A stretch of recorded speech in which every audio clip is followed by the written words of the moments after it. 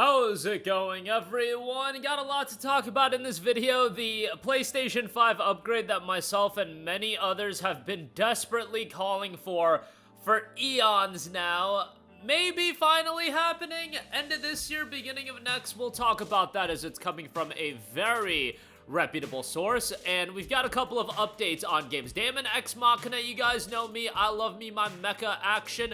This one more armored mech suits, but nonetheless, we do have an update on that, and a very popular PC game will finally be making the transition to PlayStation 5. We'll talk that at the end of this video, but right off the bat, Nate the Hate, Red Dead Redemption 2 next-gen update rumors are true and coming later this year. Apparently, there will also be a Nintendo Switch 2 port, and the upgrade will be coming as well. Now, next-gen upgrade for Red Dead 2, I would have to imagine that it's going to be a paid upgrade, much like how GTA 5 was handled for PlayStation 5. I just think Rockstar, Take-Two, whoever's involved with this knows the potential amount of money they can make. Not only would they get money up front for Red Dead Redemption 2, what I think they would do is for a limited time window, they would offer it at a discount, much like they did with GTA 5.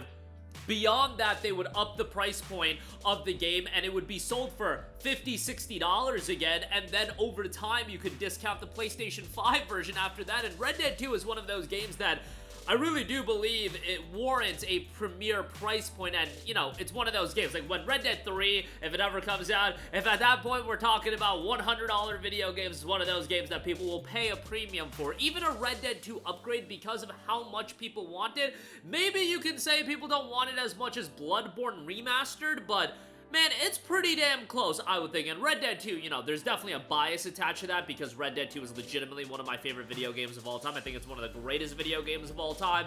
And I've been asking for an upgrade for years and years. But given the fact that Nate the Hate is now mentioning Red Dead 2, the next-gen upgrade, it would be great if it was just a 60 FPS patch, and honestly, that would be enough for me. I just want to play the game at 60 FPS, but if we could, you know, up the visuals a little bit, you know, get it in line with how it looks on PC in terms of maxing it out on PC, and, you know, PS5 Pro optimization, there's a lot of potential there for Red Dead 2. And Red Dead 2 did, while look incredible on the PlayStation 4, it really pushed the PlayStation 4 to the absolute limit. So taking the handcuffs off a little bit, I think would be great. And if it was just a 60 FPS patch, I don't think you can charge for that. Never in the history do I think there's just been a 60 FPS patch pretty much be released and then they charge for it. And Rockstar themselves dropped a 60 FPS patch for Red Dead 1. That game came out at 30 FPS, then they patched in 60 FPS, and they didn't charge for that. That would be wild. Could you imagine they patched in 60 FPS on Red Dead 1 and then they charge for it? Some people will buy it, but don't get me wrong. But that would have just been wild. But I think if they're gonna do an upgrade, given the potential amount of money they can make, I would have to think it would be more than just a simple 60 FPS patch, because I don't think they would charge for that, and ultimately the game would be to up the price point again and get people paying $50. Like, after the initial wave of, let's say, a limited time offer, you can upgrade for 10, 20 bucks. After that, no upgrade path, you're paying $40, $50, $60, however much they want to, but it gives them another opportunity to generate revenue off of a game that they dropped, you know, 7 years ago, but premier revenue, premium revenue, in the sense that they're not selling it like GTA 5, you know, selling copies of that for $14.99 or whatever. Now you're getting people to buy the game for $39.99, $49.99, and Rockstar Games are one of those titles that they do passively sell a lot of copies of those games. Just over the months, they sell millions upon millions of copies of these games just passively. It's kind of insane when you actually assess it, but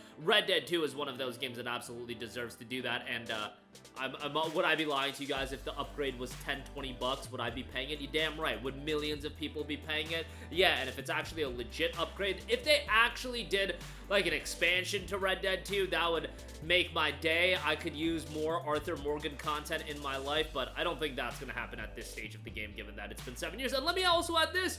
Nintendo Switch 2, Nintendo Switch 1 got Red Dead 1. It'd be great if Red Dead 1 got a 60 FPS bump on Switch 2, but Red Dead 2 coming out to Switch 2 I think would do very well as well, given, you know, Red Dead 1 seemingly did reasonably well, and Rockstar been giving more love to Nintendo platforms, so I think that would do very well, and the idea of a Nintendo platform, having Red Dead 2, having it on a handheld. I get that you can play Red Dead 2 on like the deck and the Ally and things like that, but a native handheld, you know, where the game is just created, designed for that handheld, I think that would be rather remarkable. But it looks like the upgrade will be coming to fruition, hopefully by the end of this year. Alright, moving on from that, a game that I'm incredibly excited about, Damon X Machina Titanic Scion, has gotten its story trailer, and it gives you a little bit of insight into the background of the world. Now, Damon X Machina, this follow-up title is a little bit different in the sense that you're mostly focusing on these armored suits rather than the Gundam-style mechas, which the Gundam-style mechas are more up my alley, but I still think the game looks fantastic, and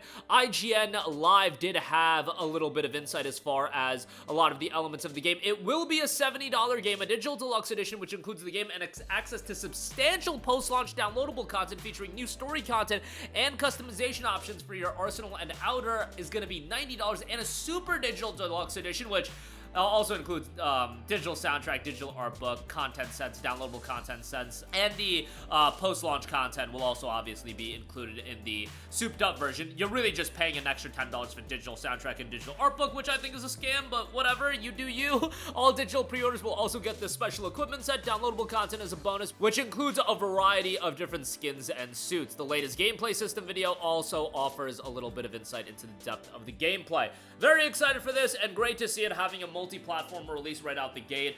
Damon X Machina, the first title, came out on Switch, got ported to PC, never saw a release on PlayStation 4 or Xbox One, so nice to see this one coming to consoles right off the bat. And lastly, coming to consoles for the first time, it is going to be Ready or Not. The PlayStation 5 and Xbox Series versions of Ready or Not will be launching on July the 15th for $49.99. The Day 1 edition will also include a couple of pre-order bonuses, and there will be a deluxe edition for $70 that includes some downloadable content that will be sold separately as well. Home Invasion, Dark Waters, and an Unannounced downloadable content, which you'll end up saving around $9.99 by buying the deluxe edition, because each individual piece of DLC is $9.99 a pop. Deluxe edition, $20 more expensive, but you get 3 DLC packs. Second grade level math coming in handy. 20 single player or online cooperative missions with up to 5 players, 2 new missions as a part of the Stories from Los Sueños, a free downloadable content update. PC players will have access to the new missions and a free update day and date with the console launch.